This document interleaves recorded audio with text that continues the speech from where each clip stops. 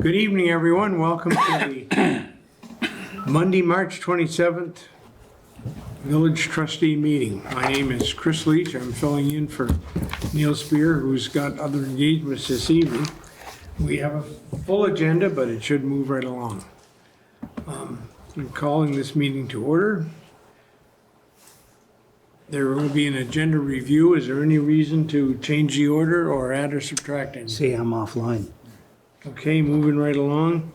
I would ask everyone to please stand and recite the Pledge of Allegiance.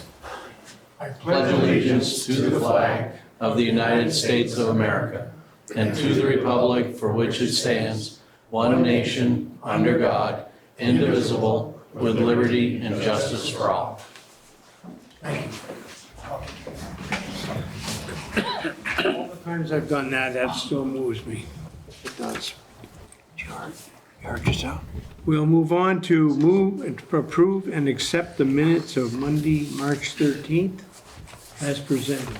Do I have a motion? Yes. I'll make the motion that we approve the minutes of March 13th, 2023. And do I have a second? All in favor? Aye. Aye, very good. Now we'll approve the village warrants through Thursday, March 23rd, 2023. Do I have a motion? So moved. I'll second. No questions? No. All in favor? Aye. Aye. Very good. I told you, we'll move right along. Okay, now, we've been tasked with appointing a representative to the Northeast Communication Union District Legislative Body. And I understand we have a candidate who's been brought forward and is well represented. Do I have a nomination? Yes, I move that we appoint Larry King of Swanton Village as the Swanton Village representative for the Northwest Communication Union District. I'll second the Do I motion. have a second? Yes. And I understand, I've seen a couple emails that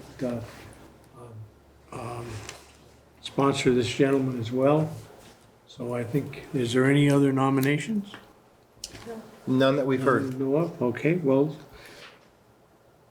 all in favor of nominating Larry King for this position, say aye. Aye. Very good, so moved. That was easy. Diane, will you notify Mr. King? Yep, I will. Okay, thank you. Then I'll just send Chris sign. Swanton Police Department update. Okay, so Chief Sullivan. you'll find two packets of information in front of you because we hadn't covered January or February yet.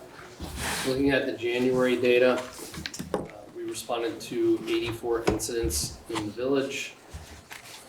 We had 13, if you're looking at the top 10 incident types, 13 suspicious persons, 10 traffic stops, 8 motor vehicle complaints, 7 search warrants, 6 frauds, 6 welfare checks, 5 careless and negligent reports, 4 information reports, 4 citizen assists, and 4 threatening complaints. Out of those 13 traffic stops, there were actually 17 unique traffic enforcement actions taken. In different incidents, there were 3 tickets issued and 12 warnings, and 10 arrests total associated with traffic. There were 19 arrests for the month of January 2023. Looking at February, we responded to 89 incidents total. The top 10 incident types: 11 suspicious person complaints, 11 citizen assists, 9 community outreach, 9 traffic stops, 6 service of abuse prevention order, 5 directed patrol, 5 citizen disputes, 5 welfare checks, 5 motor vehicle complaints, and 4 property watches. Out of those 89 incidents, there were 9 traffic stops, but 10 traffic enforcement actions taken in different incidents. 4 tickets were issued, 6 warnings, and there were 34 arrests total. And when I use the term arrests, I mean charges, so it doesn't mean individual arrests, but individual charges, sometimes multiple charges for one individual. And I will point out that You'll see in January, 7 search warrants. Swanton Village Police Department has completed 12 search warrants over the last few months toward the end of 2022 and the beginning of 2023, mostly related to, almost exclusively related to drug enforcement within the village and the town. And that's also reflected in the arrest charges in February related to those. We have, just to give you a brief overview, we touched on this in our joint meeting a little bit, but in total, we've seized 235 grams of crack cocaine or base cocaine and 73 bags of heroin associated with those search warrants. And I want to say approximately 10 guns also were seized during those search warrants. I don't have the exact number, but it's somewhere around there. So the officers have been doing a tremendous job, and it took a long time to kind of build up to the point where we were able to get probable cause to execute some of these search warrants, but we've had a lot of positive results. Wow, do you see any real trends here other than the drug piece, or it looks pretty blunt, pretty straightforward, really? Yeah, I don't see any necessarily trends. I mean, the drug activity is typical of what we experienced in Burlington and what we're finding in St. Albans. We're doing regular meetings with the other surrounding agencies, St. Albans City, Vermont State Police, Franklin County Sheriffs, and we're exchanging information. We have pushed out some of the activity out into the surrounding community a little bit, but we're aware of 4 different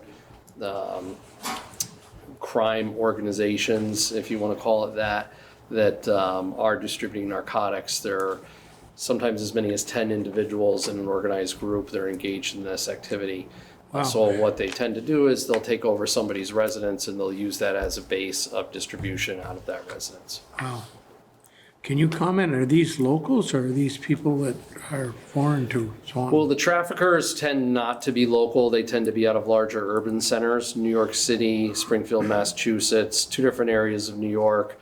And then we've also recently encountered 2 individuals from the Newark area of New Jersey, and different gangs affiliated with some of these organizations. The Springfield gang is called the Burr Street Gang. We've encountered multiple individuals who are associated with that gang. And there is, we encountered 2 blood members from that New Jersey group who obviously were affiliated with each other and know each other. You wouldn't think they would be interested in Little Salt Swanton, but I guess it's... Yeah, so there is quite a bit of drug activity in the area, and the officers, knew the locations when I arrived over a year ago. They were aware of the locations, but again, generating the information to establish probable cause to get search warrants and really address the activity takes time, but they've done a tremendous job recently and with fantastic results. I agree. Would you have any comments on the Nashville shooting today?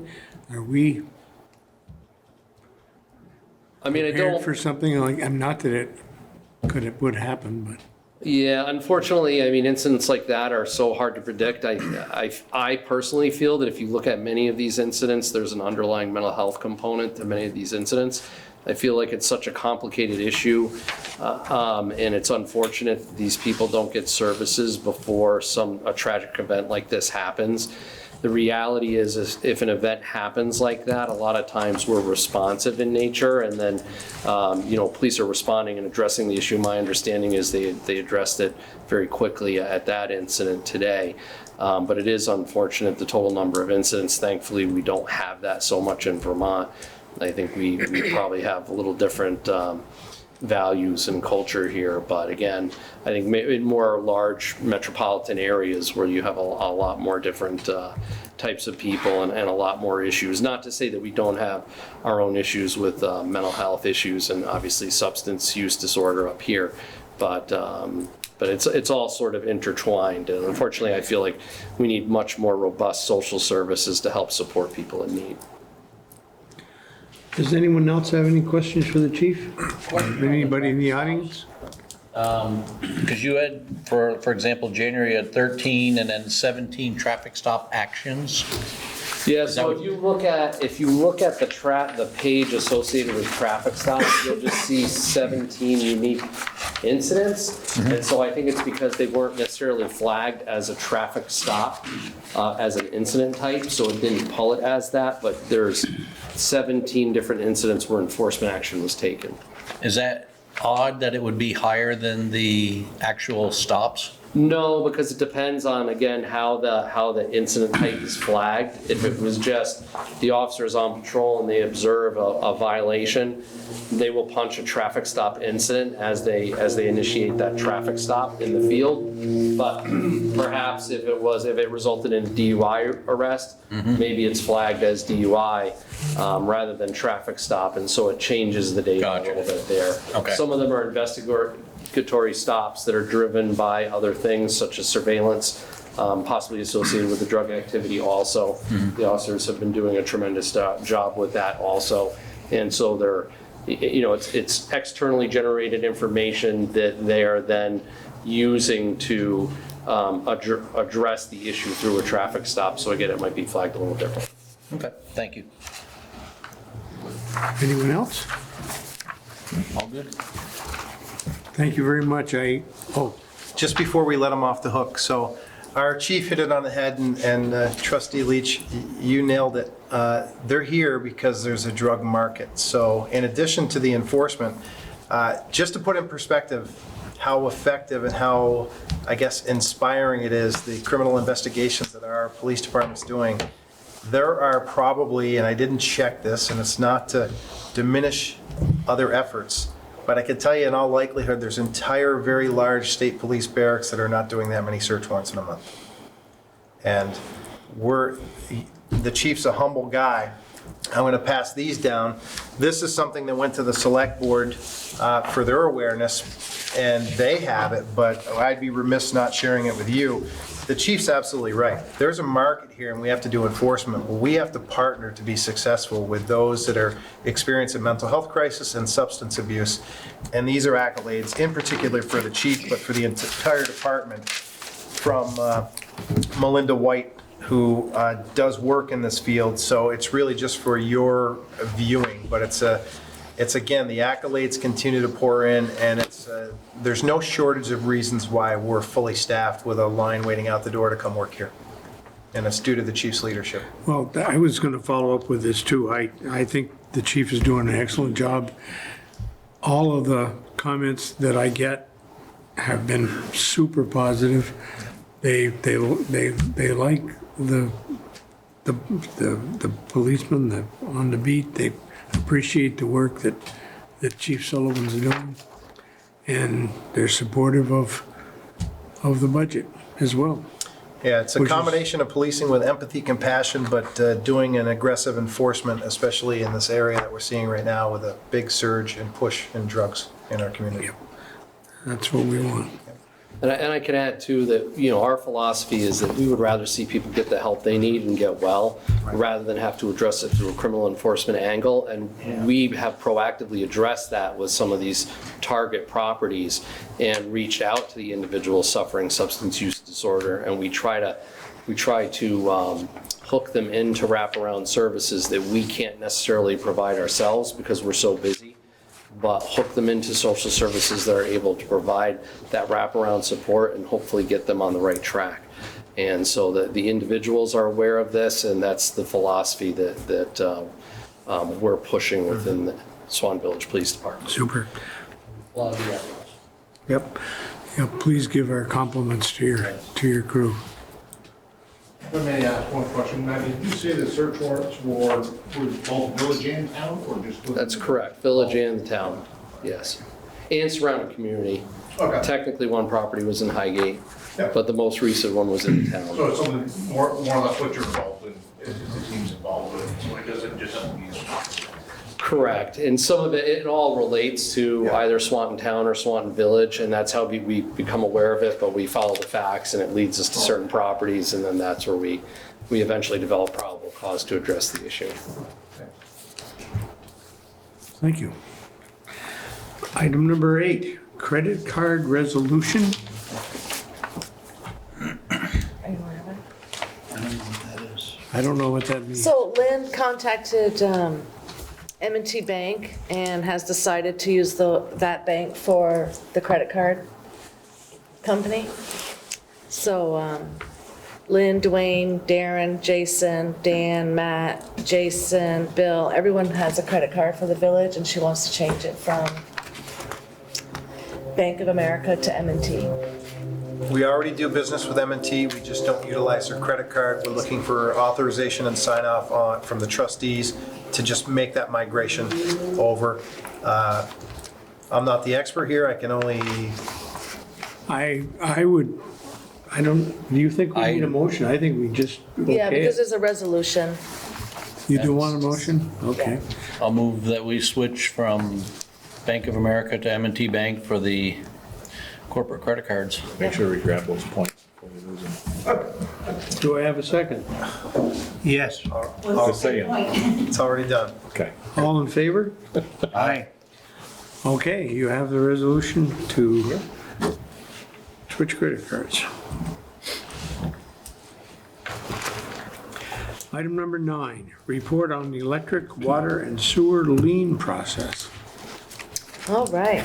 Is this from, the trickle down from our last meeting? This Yes. is the homework research assignment, yes. So I was asked to do a little research and find out what demographic was impacted the most financially since we initiated placing liens on unpaid electric bills. We already had the ability to place liens on water and sewer, but in 2009, we approached the legislature for a charter change. They approved it, and then we brought it to the village voters. So I did 7 years' worth. This is a spreadsheet of every single lien that was paid, the address it was paid on, the amount of the lien, the date it was paid, who paid the lien, and whether or not we needed to send any of that money to National Recovery because we were using them to help collect. We ended up probably collecting more than they were, so we're not using them as much anymore because we have to send them 23% of every lien paid if we have submitted that to collections. So in 2016, we had 57 electric liens that were paid totaling $19,672. 28 of these were paid by tenants and homeowners, 20 were paid by mortgage companies, banks, title companies, even churches, 9 were paid by landlords. We ended up paying $1,108 to National Recovery. So there's a difference between electric liens and then electric, water, and sewer liens because that is usually on a property that's owned rather than a rental property. So on electric, water, and sewer, we had 15 liens paid totaling $12,821.20. 7 were paid by homeowners, 8 were paid by banks. We sent $410 of that to collections. We also had 5 water and sewer liens paid totaling $3,293. 1 was paid by a bank, 2 were paid by owners. So in 2016, there were 77 liens paid, with the majority coming from tenants and homeowners, which totaled 37. Banks, mortgage companies, and other agencies paid 31 of the liens, and 9 were paid by landlords. We collected $35,786.65. That's money we didn't have to ask the board to write off. It helped. And a lot of these are active accounts, too. They're not just finalled accounts. And when I say banks and mortgage companies and other agencies, that pretty much falls on the homeowner as well, because it's money they're losing on the sale if it's paid at closing. They refinance, so that really, to me, impacts the homeowner. It would be considered being paid by the homeowner. In 2017, 37 electric liens were paid, totaling $23,000. 20 of these liens were paid by tenants and homeowners, 6 were paid by mortgage companies, 11 were paid by landlords. The village paid $682 to National Recovery. There were 10 electric, water, and sewer liens paid, totaling $12,000, and 3 water and sewer liens totaling $3,200. So for 2017, a total of 50 liens were paid, with the majority coming from tenants and homeowners. 26 were paid by them, 11 banks, 13 were paid by landlords. And that year, we collected $39,433. 2018, we collected a total of 51 liens, the majority coming from tenants and homeowners at 28, 12 were paid by mortgage companies or at closings, and 11 were paid by landlords. We collected just over 21,000. 2019, we collected a total of 87 liens, and that year, it looks like landlords were impacted the most because they paid 50 out of those 87 liens. 24 were paid by owners or tenants, and 9 were paid by mortgage companies. But I do know, we collected a total of $39,012. In 2019, I had gone through all my liens, every landlord that had liens, sent them a letter along with the copies of all the liens they had, kind of pushed them, asked them, can you settle these up and pay? So I think that made an impact, and I should probably do it again this year. 2020, we had a total of 53 liens paid, 28 being paid by landlords, 20 were paid by tenants and/or owners, and 5 were paid by banks at closings. The village collected a total of $42,180. 21, we collected a total of 83 liens. 63 were paid by tenants and owners, 14 were paid by landlords, 6 were paid by banks. We collected $72,263. And then 2022, we collected a total, 47 liens total, 26 were paid by tenants, 11 were paid by landlords, 6 mortgage companies. We collected a total of $39,132. So over the last 7 years, 448 property liens were paid. 224 came from tenants and homeowners. 136 came from landlords. The rest were paid by mortgage companies, but again, I would say that's owners either taking a hit at a sale, being tax saled, a refinancing. So I think it's fair to say that homeowners and tenants are impacted the most by this lien process.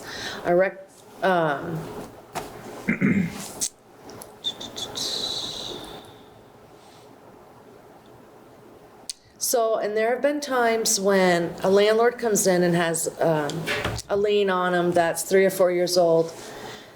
It was talked about a while back about the interest being accumulated on our liens, and I will say on record that we have voided a lot of interest for our landlords as long as the bill amount, recording fees, and the fee that we have to pay to National Recovery is covered. We are more than happy to void interest to help our landlords. And we also work extremely hard for our landlords, trying to make sure their tenants pay, but also have to follow state rules when doing disconnections. They make it quite difficult at times. So the other thing we did was we have a landlord-tenant renter verification form. Any new landlord that comes into town, we tell them, we have a packet of information for you, a bunch of advice. We tell them, what we did in '09, but we want them to get their tenants to sign this document. This will allow the landlord to receive a copy of their disconnect notice, or even call the office and ask how they're doing, what the status is. It allows them to have an understanding of how their tenant is paying. The other news, so as of today, liens that are unpaid, right now I have $47,577.98 in liens that are recorded just on unpaid electric. 23. This is all our liens, all the years, so from '09 to 2023. We have a total of $50,393 in unpaid electric, water, and sewer lien recorded. And then just water and sewer liens as of today, $4,740. So there's still a lot out there that aren't paid. It's kind of like we know we'll get it at some point, but our auditor has told us, we can't keep carrying this. So I'm either going to have to work with Betty on maybe tax sailing property or really push the landlords to come in and settle up. And then our worst year for write-offs, we did a lot of years at $39,000, $40,000. In 2010, we wrote off $136,000, so you can see how that would impact our rates. We have not had to do that since. Our lowest year, we asked to write off $1,012.15. So I think the process is working. It's not favorable, but, and there's not just one demographic that's being targeted after this research, I don't think. If any, I think it's homeowners and tenants that are paying the fair amount. Yeah, and I read through the minutes as, I wasn't here. But I feel for, Mr. Cheney, because it really isn't fair. It is not fair for the landlord to have to Yeah, suck up that kind of money when, when the tenant should be. But I don't think it can be resolved at this level of government. The state needs to get involved. They need to do right by the landlords. They really do. I mean, the tenants have all the rights, unfortunately, and, rightfully so sometimes, but not rightfully so a lot of times. So this form, I think, is, if the tenant's not willing to sign it, they should not rent to them. Pretty simple. yep. I mean, we're doing all we can for them. But again, we fill out the form, get it signed, bring it in. But, I just think it's at a level that we're not at, to fix it. I got some great ideas if anybody wants to listen, but. Diane, Yeah. is there a way, when a tenant leaves the apartment, to have them, will the landlord notify you So- that the tenant has left, and so that individual is not responsible? Well, they don't always notify the landlord that they're leaving, True. but they do call, a lot of times they don't even tell us that they're leaving. The landlord will end up calling. So in the instance where the landlord knows they're leaving, and we have a date, we'll get a reading, we'll final that account out, and we recommend to the landlord, don't refund any deposit you have to that tenant until they provide you with a paid in full receipt from Swanton Village. They have 14 days to refund their deposit, so within 2 or 3 days, we can have a final bill. I hope they do that all the time. We've had good luck with that, That's one avenue, but that you don't always have that communication with the tenant. yeah. Unfortunately. Thanks for all your hard work on that. You're welcome. Diane, excellent job. Thank you, Diane. Yeah, thanks. From what I heard, it sounds like we have a pretty good system that's working today. It's That- working. That form that you have, is that new or is that? No, we, Oh, no. no, You've we've had those handed right that out along? since Had it for years. Remember we had So that we don't public need a hearing? charter change, or we don't need to put it in our bylaws or anything, No, no. I commend you for your work. I think you showed that, yes, the landlords are getting hurt at some point, but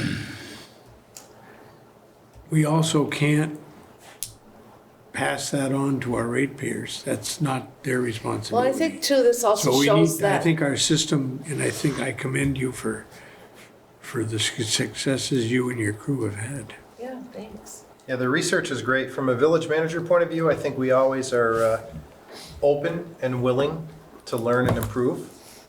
But I don't think anyone has a better solution than what we have right now. But we're always going to have an open door to hear, and there might be avenues down the road, whether it's from the state level or local government level, where we can improve. But for now, great research. I think it did exactly what we uncovered exactly what we thought we were going to. Yep, I see no reason to change or to do a metering change or anything of that nature whatsoever. You guys agree? I certainly Stay with the do. status quo? Yeah. I've had landlords come to me and complain about the lien, and I tell them what our policy is and how it works, and obviously to see you. And that, in some cases, I think the landlords, I know at least 2 cases, they came in and paid it after they spoke with me. Maybe they told you that, I don't know. But I think it's working. Because what we were doing before was atrocious, in my mind. You're talking about $35,000, $40,000 a year or more we're writing off. I mean, the ratepayer, who I'm in favor of supporting, obviously, had to pay that. And now I support your approach to Betty Cheney to see what we can do. Because I am concerned. I'm gonna have to crack down I according to think our it's time to get auditors, aggressive, yeah. trying to reduce those numbers that we have in existing liens. Yep.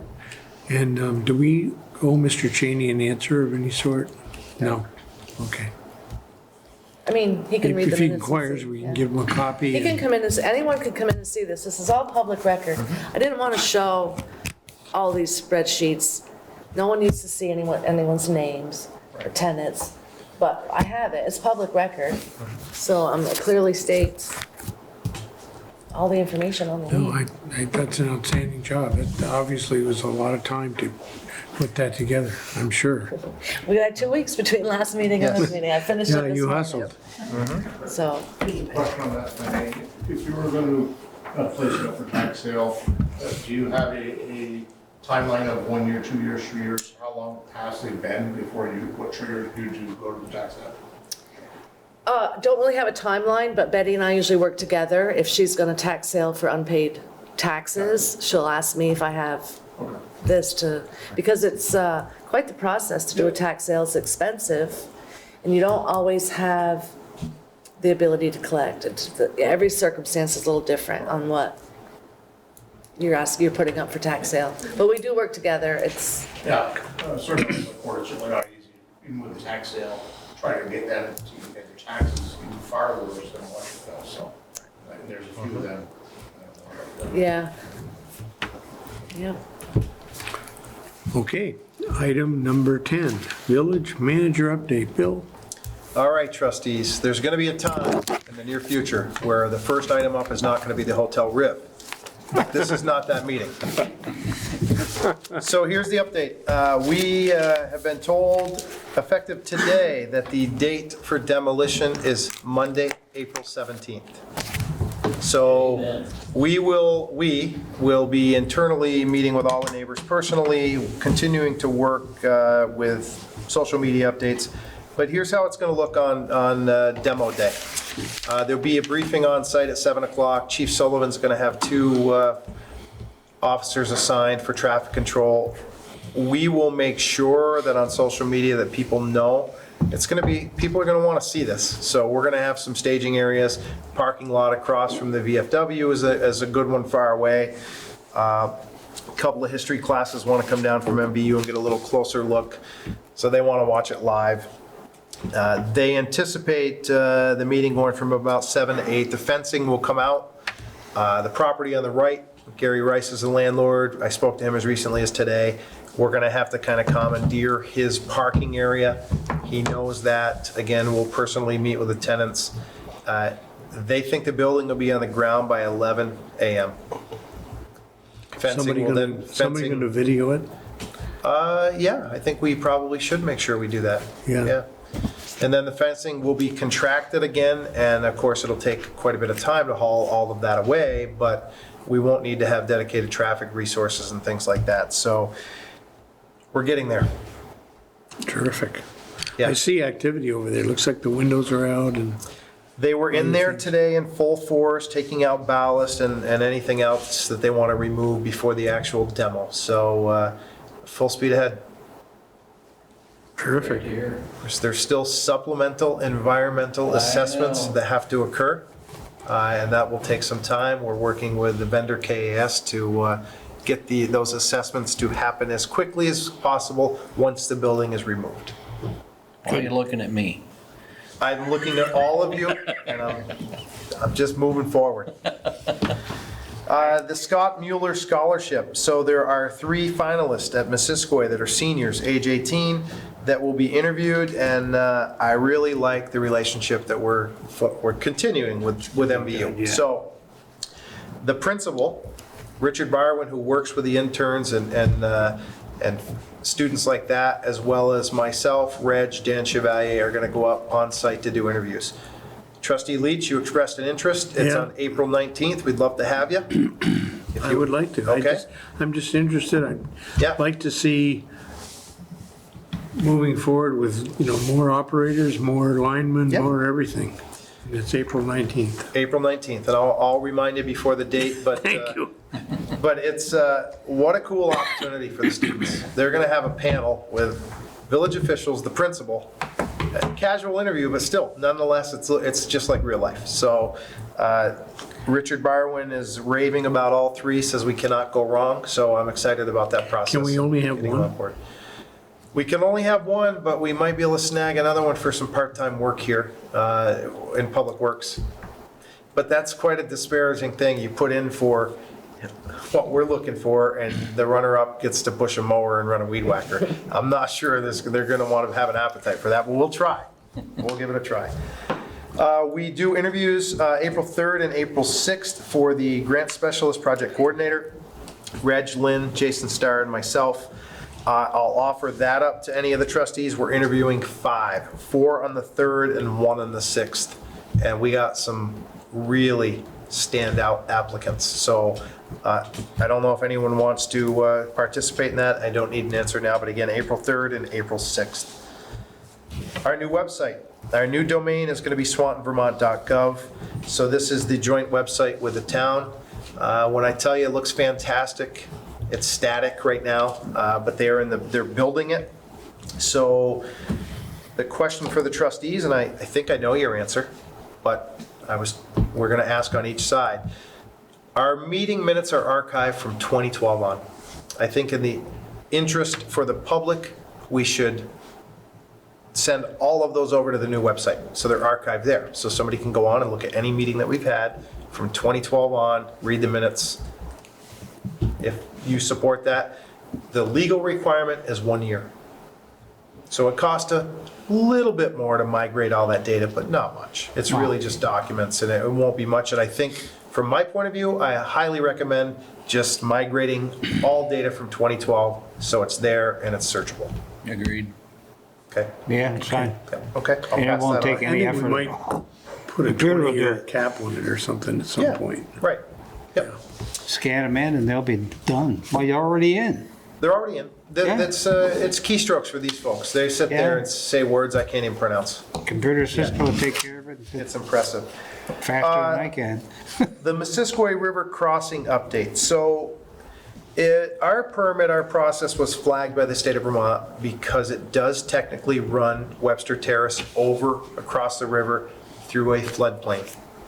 So we had to file a $200 permit, which we did through the town. It's now going through our friend's shop, DRB. So Development Review Board meeting will be on April 20th at 6 p.m.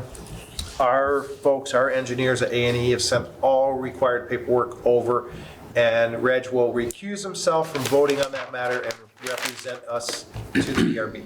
Thank you. It's the least I can do. Least you can do. Thank you Why for, would an underground pipe be a Why would they be There- concerned? There is a structure that's going to be. Yeah. Oh, okay. the MVU school tours. Tomorrow are the final 2 of really what are 9 MVU school tours. So we posted it on Facebook. Great feedback.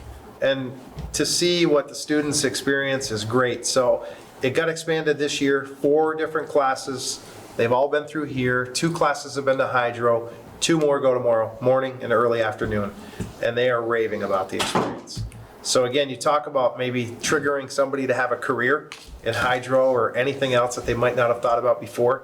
It's pretty cool to see the genuine expression. The kids don't hide their feelings very well. So you know they're into it, and they really are. A lot of good interactive questions.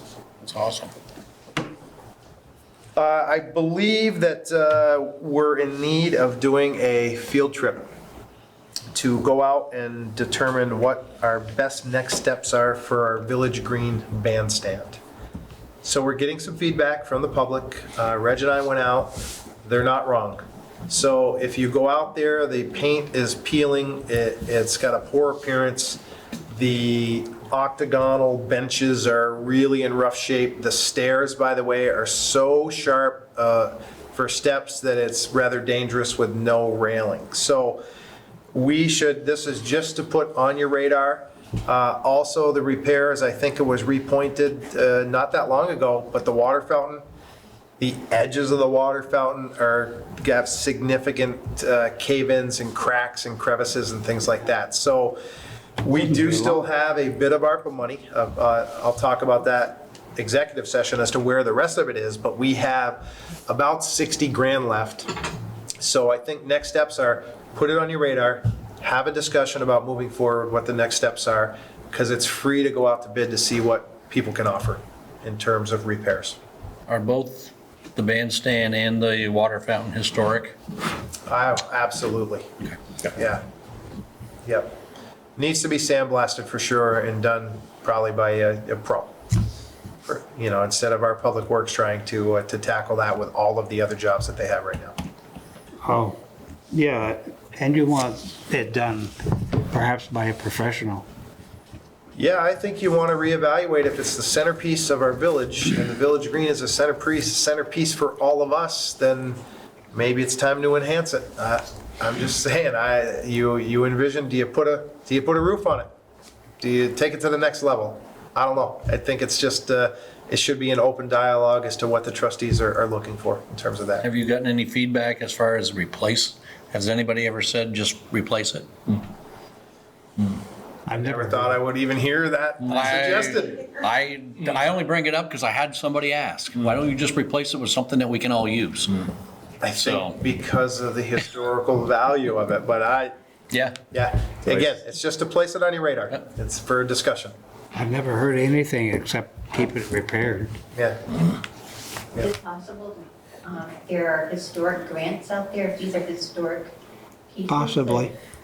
There could be some things that are out there. We're really gonna up our grant and project game when we get this new position on board, but Money for the windows. ARPA is once in a lifetime, right? So this is really probably for us to explore that, but we'll certainly do an exploration for any grants available as well. Yeah.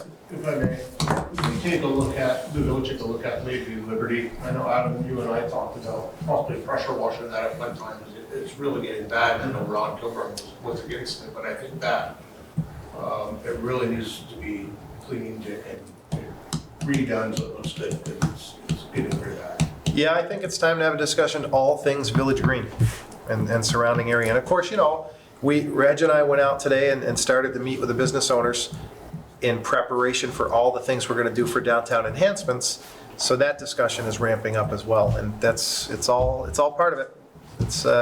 It's really cool, all the things that are happening kind of all at once right now. Lastly, the new signs are up on behalf of the Paxman family. Thank you for the EV charging stations. So we have photos, but you can simply just go out and drive by them. A much more professional sign. We actually had feedback from the public on the temporary signs we had up. So those have been produced and they're in place. For the public, how many charging stations do we have and where are they so that people can hear it again? So currently we have the charging stations that are right out here. How many do we have? So there's 2 stations, 4 ports. Right. We're actually now currently exploring, as part of the downtown enhancement project, an additional one. If we were ever to secure additional parking in that area, we would look to put a charging station down there as well. I think we could find a place. I hope so. I hope so. Well, our new parking lot. That's what I was thinking. There are some grants out for level 3 chargers. Oh, I'm sure. So I'm sure. Well, Great minds. they'd be glad to even advertise it. And then, of course, all the enhancements on our new website are going to feature all of those things in terms of locations and availability and the Yeah. fact that they're all free to the public, including the one that we're going to propose. And that's all I have. It's pretty light meeting for me. Thank you very much. Any further questions? I got just a few line items. Oh, we'll get you that. Okay. Any further questions for? Well, then here's positive, so thanks everybody for the words of encouragement. It's a great idea to follow through the village. Okay, number 11, any other necessary business? We'll start with Adam. Four things for you. Saturday, April 8th is the annual Easter egg hunt in the park. Starts at 9, ends at 9:03. So be there at 8:45. It's okay. It does. It really seriously does end at 9:03. If it's 9:05, Yeah, forget it. yeah. It'll be done. But be there early. It's for the kids, not for the parents. It's for the kids. And coming up on the weekend of Memorial Day, we will be again doing Flags for Veterans. 150 flags going up for the week to celebrate our veterans, past and present. The Memorial Day Parade is happening Monday, 2 p.m. on Memorial Day, which I think is the 26th, if I remember right. So if anybody's interested in assisting, helping, being part of the parade, please reach out to me. I'd be more than happy to get your name and number and what you'd like to help with and what you'd like to do for the parade. And lastly, the Chamber of Commerce would like permission to do the car show on Saturday, July 29th. They've always asked for permission to use the park for that day, so. We're doing it this year. That's what I'm told.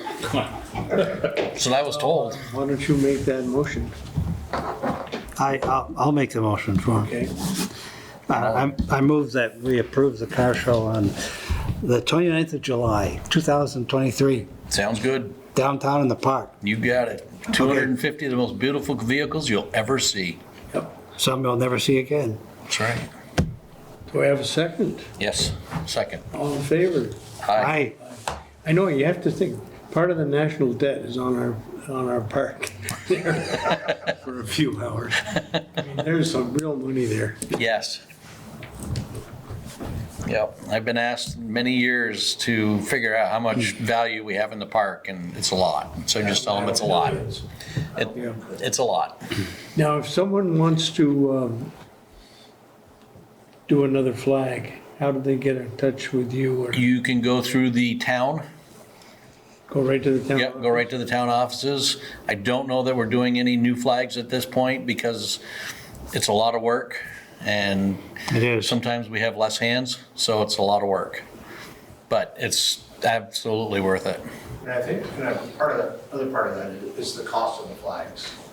The more you order, the less they are, and Yeah. then it goes back to, and I know there's a waiting list, probably 30 deep right now. But again, as we all see, I've done quite a few times, it's a lot of labor. It's appreciative to the veterans and so on, but at some point you have to draw the line, so that's the unfortunate part. Yep. So, Eugene, do you have anything to say? I do. I want to say thank you to a group of students from MVU who stopped by the end of my driveway at the end of the last snowstorm. They were there with one of the teachers, and it turned out there were two vehicles, not just one. And they said, "Can we help you?" Because I was just cleaning up a snowbank. And, you know, the snow is kind of heavy. I could have used my snow blower, but those that know me, that's my exercise for the day instead of walking. But the young man explained why they'd stopped, and I asked, these guys would rather not be in school today. Okay? So my driveway and the adjoining one were done in about 5 minutes, and I want to publicly thank them, and I don't even know their names, and I didn't at the time. But thank you, and that's a wonderful gesture from our students. That was great. And then I had to go get my exercise. I had to get my exercise some other way. That's it. Any further comments? No. Bill? But I have nothing. Diane? Chief? Anything else? No, I do have something for executive session though. Okay. Well, we do have a need for an executive session this evening, so is there a motion for executive session to discuss real estate? so moved. I'll second it. All in favor? Aye. Aye. Fine.